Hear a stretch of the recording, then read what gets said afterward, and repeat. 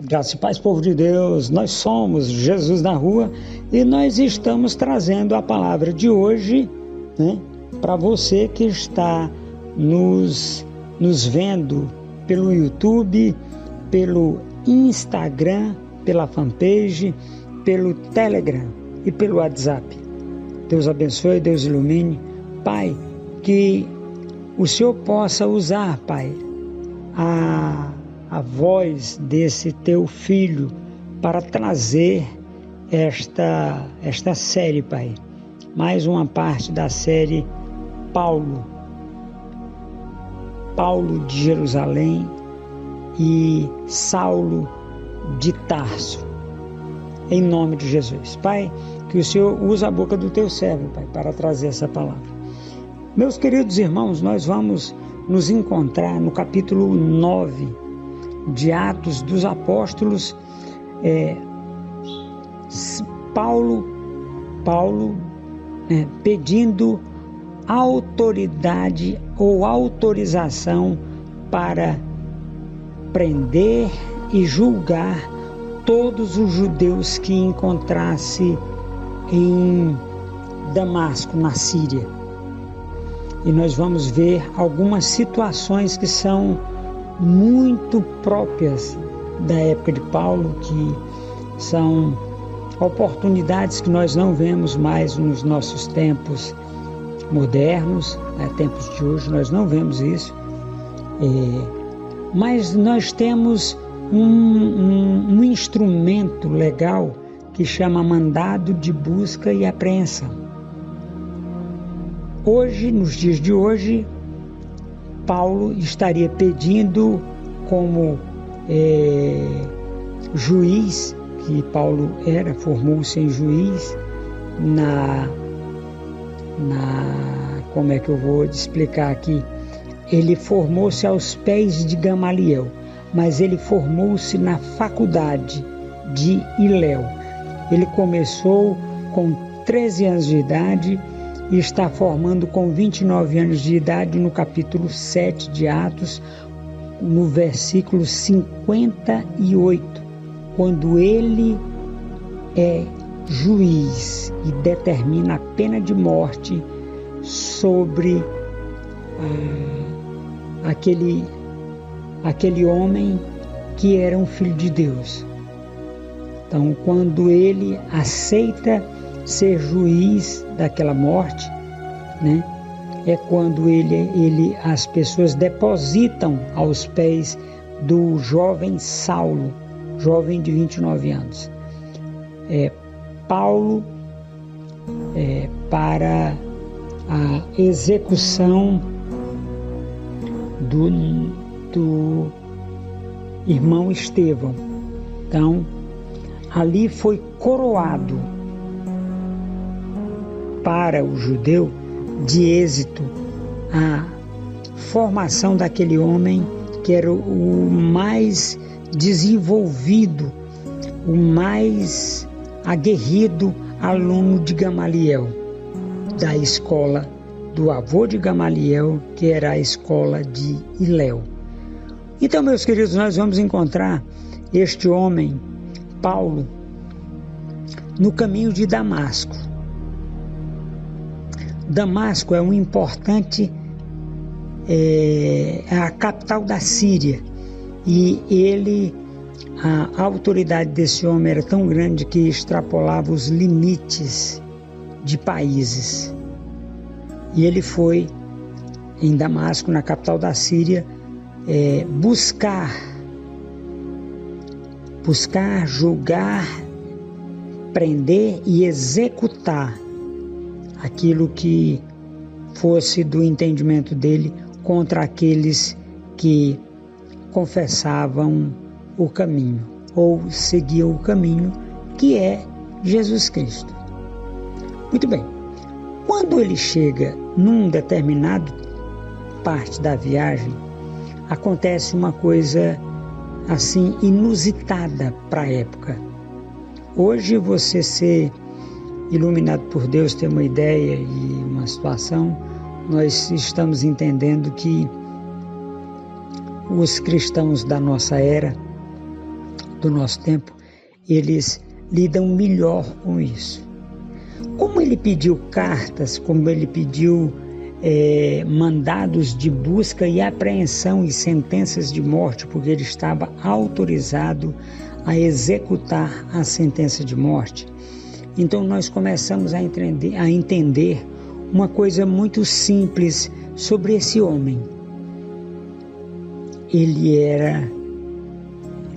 Ele recebeu o poder dado pelo homem através de documentos. Então Paulo era um legalista. O que é isto? É aquela pessoa que age dentro da legalidade, mas burlando o direito, muitas vezes. Então ele vai buscar essas pessoas e ele leva um grupo de soldados. Agora ele já tinha devastado Jerusalém.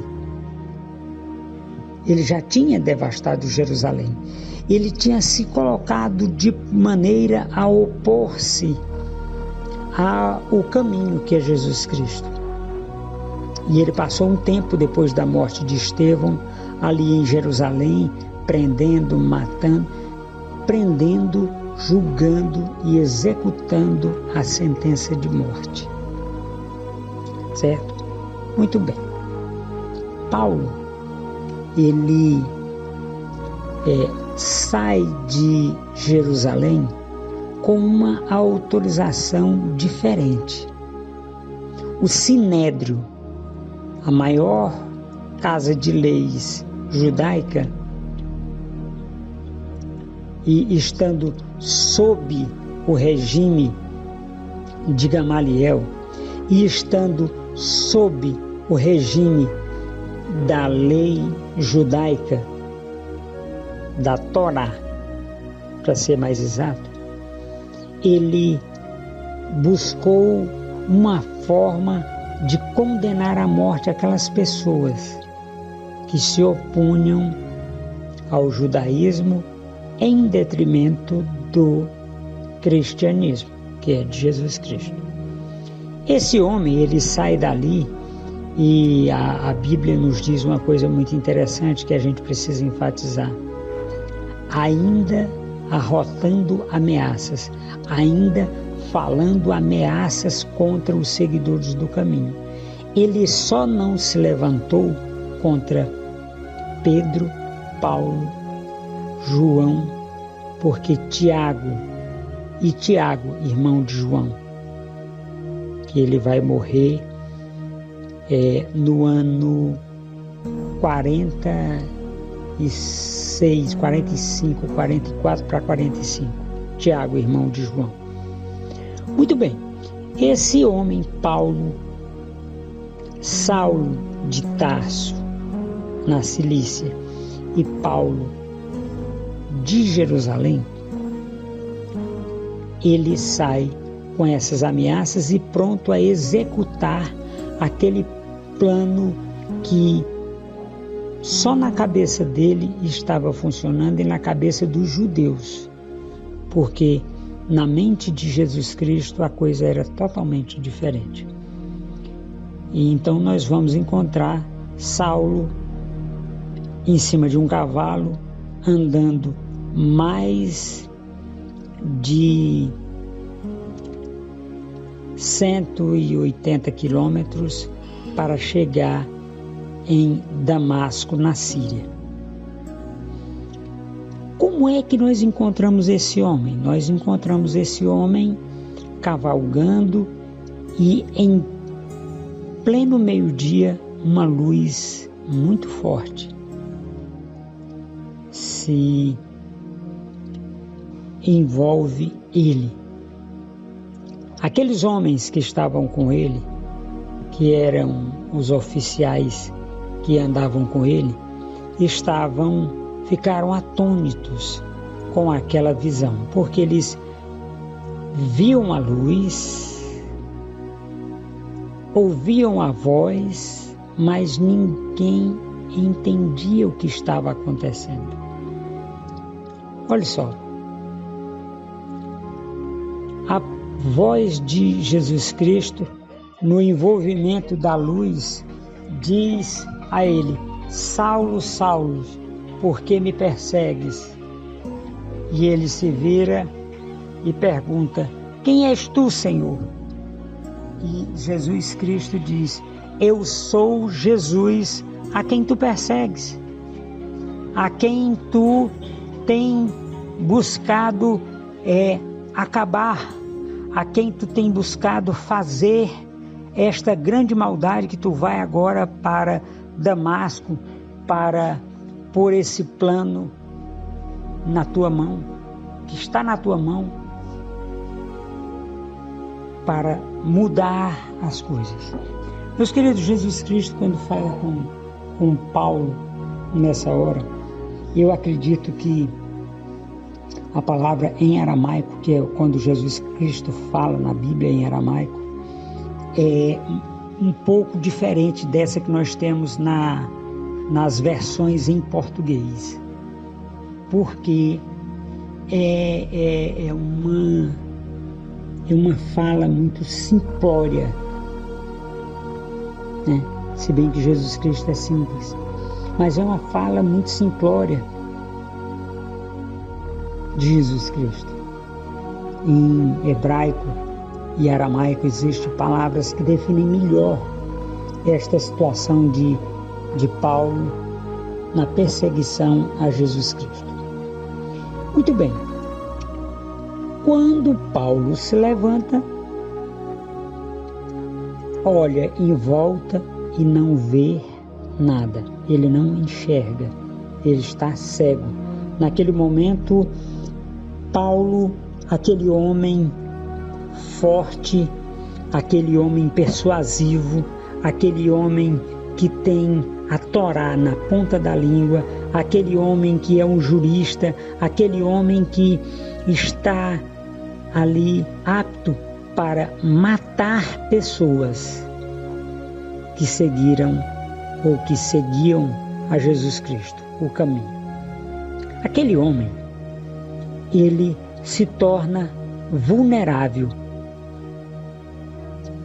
Ele se torna vulnerável na presença daqueles homens. Ele se torna vulnerável porque ele não tem como fazer nada. Aquele homem forte, aquele general, aquele capitão de guerra que está apto para fazer a guerra, como eles dizem, a jihad islâmica, que é a guerra santa, que se bem que não é o islamismo ali, mas é a guerra santa. Ele vai fazer a guerra santa em defesa de um Deus que ele não conhecia. Ele saiu de Jerusalém para fazer a defesa de um Deus que ele não conhecia. O que é que significa isso, meus queridos? É que Jesus Cristo não precisa ser defendido por ninguém. Jesus Cristo não precisa que você saia em defesa dele. Jesus Cristo não precisa que você mude a sua vida para defender Jesus Cristo. Não.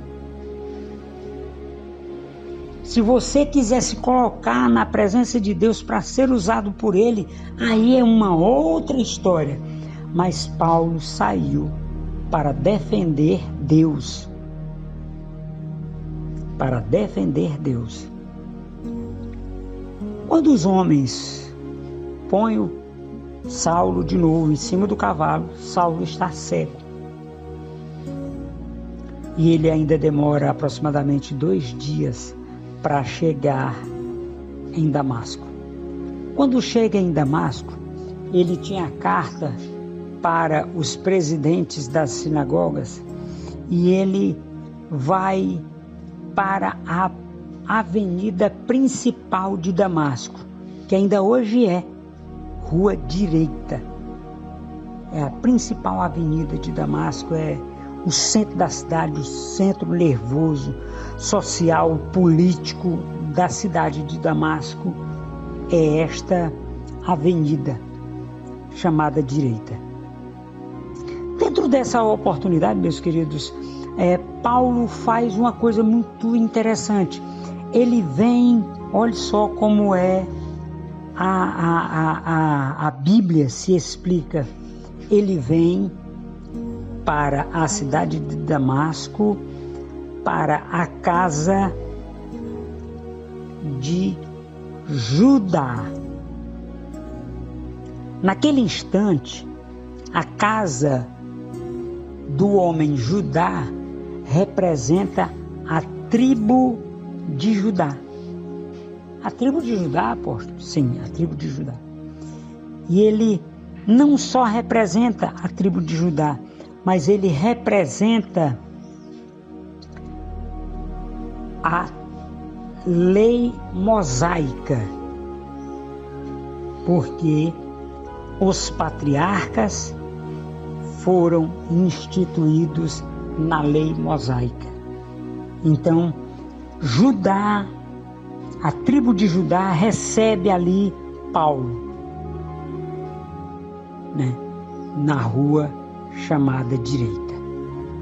Recebe Paulo ali e aquele povo começa a fazer,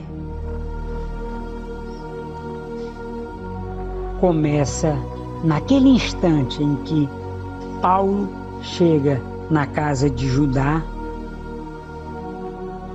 ele recebe o apoio dos judeus de Damasco,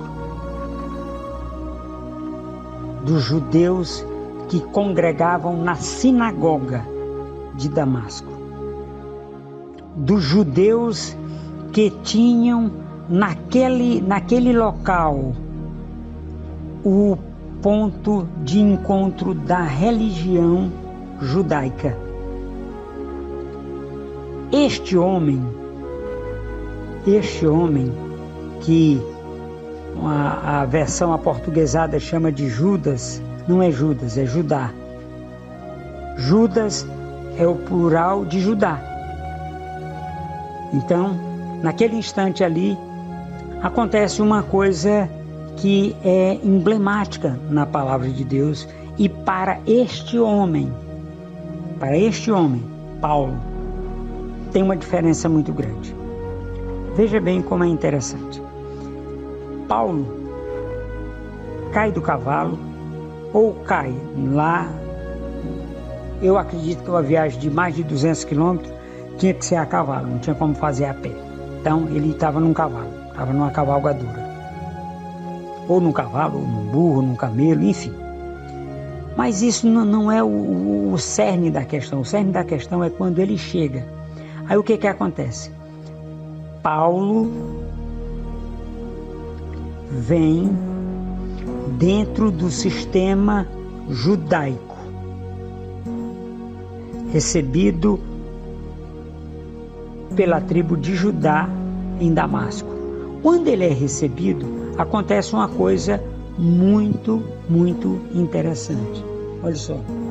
A semelhança de Jesus Cristo, que passou 3 dias e 3 noites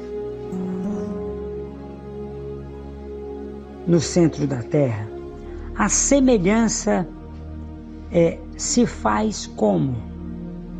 Se faz quando Paulo passa 3 dias e 3 noites sem comer e nem beber. Agora detalhe, cego. Agora olha só como é interessante. Jesus Cristo vai na casa de um homem, que é falado poucas vezes na Bíblia no nome dele, e diz para ele impor as mãos sobre Paulo. Só tinha o hábito de impor as mãos os seguidores de Jesus Cristo. Apóstolo? Antes, os judeus não impunham as mãos para as pessoas serem curadas. Mas Jesus Cristo impunha as mãos. Ele abriu essa oportunidade, direção do Espírito Santo para impor as mãos e aquela pessoa ser curada. Muito bem. Este homem, Ananias, chega para Jesus Cristo e diz: Senhor, o senhor quer que eu vá lá onde está o Paulo? Jesus Cristo disse: sim, quero. Quero que você vá para que ele saiba o quanto ele precisa padecer para levar a minha palavra. Vamos fazer um apêndice aqui com essa palavra padecer. Olha só. O que foi que Paulo fez depois de ter feito essas coisas horríveis em Jerusalém? Quantos anos passou isso? Paulo recebeu a sua formatura com 30 anos. Ele passou 3 anos devastando Jerusalém. Tem alguma semelhança? 33 anos? Pois é. Com 33 anos de idade, Paulo cai do cavalo, chega em Damasco puxado, e tem uma coisa muito interessante. Ananias vem para conversar com Paulo. Vencida aquela etapa de dificuldades do Ananias ter, poucas vezes nós vimos alguém questionar Jesus. Poucas vezes. Nós podemos contar bem pouquinhas vezes alguém que conseguiu argumentar com Jesus. Não que Ananias tenha vencido o argumento, não. Ananias argumentou com Jesus no que diz respeito à questão de Paulo. Quando Paulo voltasse a enxergar, matava ele. Esse é o pensamento dele. Mas Jesus Cristo disse: não, vá, porque ele é um instrumento importante nas minhas mãos. Muito bem. Quando o Ananias chega na rua direita, na casa de Judá, o que acontece? Paulo já está com 3 dias e 3 noites sem comer e nem beber. Aqui na terra ele estaria morto. Seria a morte que Jesus Cristo viveu, foi 3 dias e 3 noites. A Bíblia não nos relata a hora que Ananias chegou na casa de Judá. Mas como era uma visita, ele não poderia chegar na madrugada, teria que ser durante o dia. E ele foi. Quando chegou lá, ele impôs as mãos sobre Paulo e ele diz algumas palavras que são interessantes. Ele diz para Paulo a seguinte frase: irmão Paulo, eu vim para impor as mãos sobre você e você ser convertido a Jesus Cristo e você ser batizado. Aí ele impõe as mãos sobre Paulo e cai. Quando acontece isso e Paulo aceita, cai dos olhos de Paulo como escamas, representando as escamas que até hoje existe no olho do judeu, até o dia de hoje. Um outro homem que teve uma atitude diferente foi Moisés, que mantinha o véu sobre o rosto para falar com o povo, para que as pessoas não percebessem que o seu rosto acabava o brilho quando ele se afastava de Deus fisicamente. Ainda hoje esse judeu mantém o véu, que é a escama no olho. quando ele fala do patriarca. E esse irmão batizou Paulo, e quando nós vamos encontrar Paulo ali no versículo Atos 9, 21, nós vamos encontrar Paulo já ele já feito convertido a Jesus Cristo e fazendo exatamente aquela caminhada do novo convertido para a igreja. Para a igreja. Paulo vai para a igreja. Só que os irmãos de Damasco vão tentar matar Paulo, mas isso é uma outra palavra que nós vamos trazer, é um outro entendimento. Nós vamos voltar aqui para o capítulo, para o versículo 12, que o Ananias impõe as mãos, as escamas caem dos olhos de Paulo, representando o quê? Representando que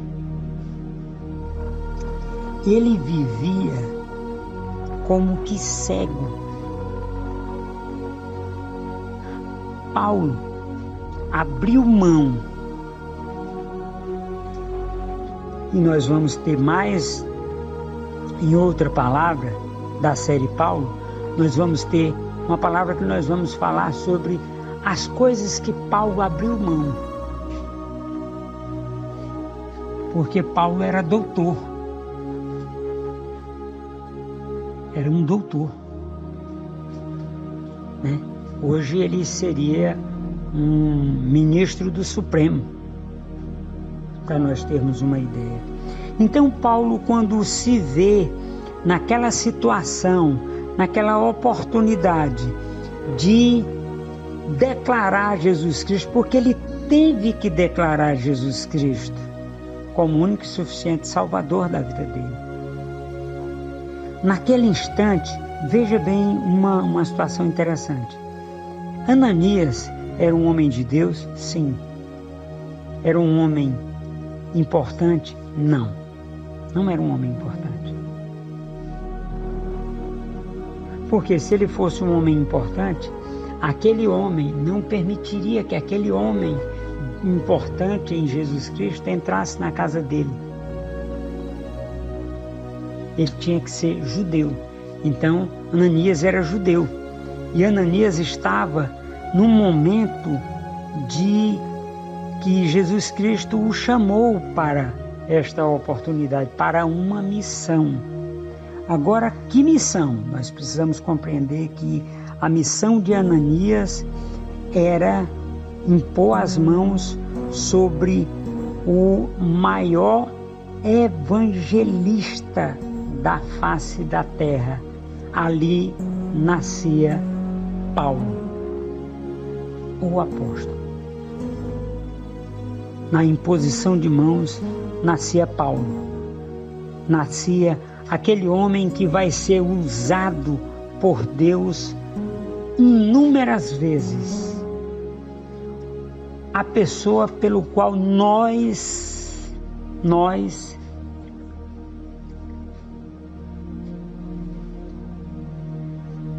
povo gentil, fomos alcançados pela pregação desse homem. Porque na Bíblia, meus queridos, nós temos 3 povos. Quais são os 3 povos? Judeu, gentil e igreja. O judeu, quando se converte a Jesus Cristo, vira igreja, o que aconteceu com Paulo. O gentil, que somos nós, quando se converte a Jesus Cristo, se transforma em igreja. Então, meus queridos, este homem, ele é o precursor de toda a palavra de Deus hoje na face da terra. Nós temos as cartas de Pedro, de João, mas ninguém trabalhou tanto na obra de Jesus Cristo quanto Paulo. Nenhum outro homem escreveu tanto, nenhum outro homem alcançou tantas pessoas através da sua pregação quanto Paulo.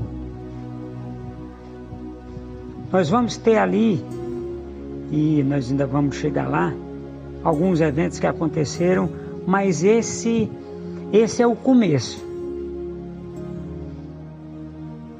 Nós temos duas pregações no começo da vida de Paulo, e é isso que nós estamos trazendo hoje aqui para você, meu querido e minha querida irmã. Que você deixe o seu like, se inscreva no canal do YouTube, ative o sininho para toda vez que nós fizermos um vídeo, você ser notificado desse vídeo, você ser notificado e ajude-nos a divulgar esta palavra. Nós temos as rádios espalhadas pelo Brasil, são 28 rádios. Nós temos rádios espalhadas pelo mundo, são 14 rádios. E então um total de 41 rádios nós temos no planeta Terra. Ajude-nos, faça uma doação pelo número Pix. A chave Pix é jesusnarrua, rua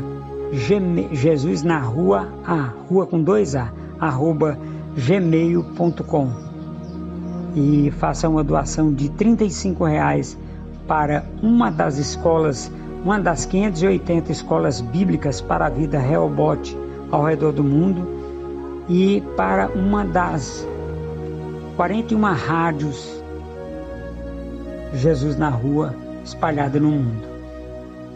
E eu agradeço desde já, e nós vamos continuar com esta palavra, trazendo outras pregações acerca da vida deste homem. Saulo para os gentios e Paulo para os judeus. Amém? Muito obrigado, meus queridos irmãos. Deus abençoe, Deus ilumine vocês.